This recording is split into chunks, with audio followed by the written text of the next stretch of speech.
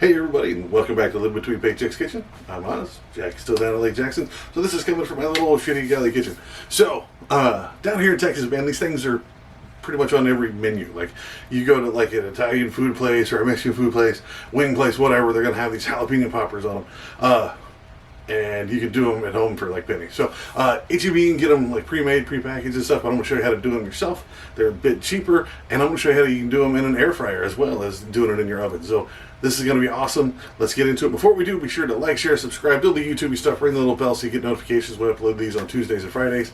And be sure to check our link for our merch. Like, we got awesome aprons and fake hands and pot holders and all kind of stuff. That link's down in the bottom. And let's just get to the food. It's over here. Yeah, because I'm pointing to the stovetop.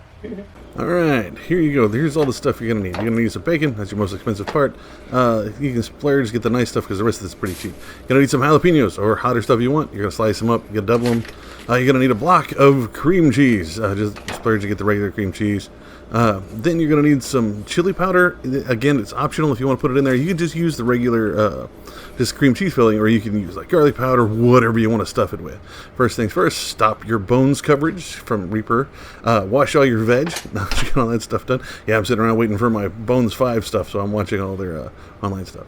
So you're going to slice these after you've cleaned them, right? You want to take it from one end to the other, get you a decently sharp knife, and just try to split it as quick and as evenly as you can, usually starting at the bottom end, the round part. It tends to help. Now you need to go in and clean all these veins and seeds out. Mostly there's bitter. Don't believe when people tell you that's where all the hot is. That's not true. All the oils that make it spicy are all in the skin of the peppers. So just go ahead and take the seeds out as best you can, and all the veins or the white stuff that's in the middle of that. Once you get all that done, we're going to clean this up and show you how to set it up as a station. So you got your cream cheese, get you a bowl. I put garlic powder in mine because it's garlic and it's what I like. So just use a little bit. Just a little bit extra. And then I'm going to put chili powder. Chili powder helps it because you bite into it, it's not just straight bland cream cheese, which can be fine. Also, you might want to leave your cream cheese out to get a little soft. I did not, and this becomes apparent why you should let it do this. Okay, that's not one of the ones from the merch store. That was just a random generic one I had here that was clean. Also, this one isn't from the merch store either. All the ones from the merch store I used on a video before this, so they're in the dishwasher, so I'm having to use the other ones. So mix this up as best you can. You get it to a decent consistency, especially if it's soft, it'll go fast. Then get you a spoon, get your jalapenos, and just fill this in. Now, you don't want it too high, right? You want to put it in there and leave a little divot. Drag your spoon through it and leave a little divot. That way, when it starts melting, it won't immediately run over the sides and get all in your air fryer and stuff, or on your grill or drip or whatever. So once you get all those filled in, then you got to wrap it. Now, you can take bacon if you're trying to make them and you got small peppers, go ahead and cut them in half. You can use toothpicks to do it that way. That'll hold it on. But if you got the long pieces, just the weight of the bacon tends to hold it on. But if you get the smaller ones, go ahead and use the toothpicks. So just easiest way to do that is just take the bacon around it. I mean, it's wrapping something in bacon. It's very much elementary as best you can. Try to get all these done at once.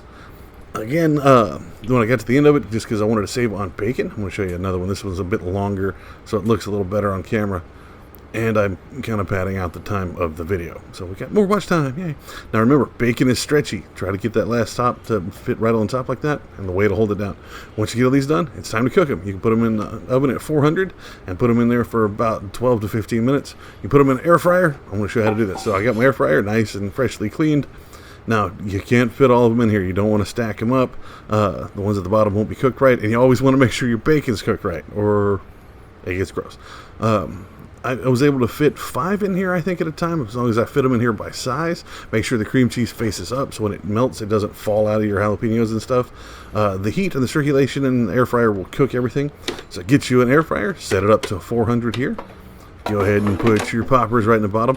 Now, I set these for 15, but I still set an alarm and checked at halfway, at 7 minutes, just to make sure. So at about 13-14 minutes, this is what you get. I like my bacon not necessarily overly crunchy and or burnt. So that's what it took here. Go ahead and do the full 15 if you like your bacon just a little bit crispier here. You can kind of see on the edges where I finished here. Those are the ones that were a little more done, where the end just got a little burnt. I used some with the toothpicks. You can kind of see those there. When I got to the end, I started halving my bacon and just stick a toothpick in there. Just be sure to remove the toothpick before you serve them, or definitely before you eat them.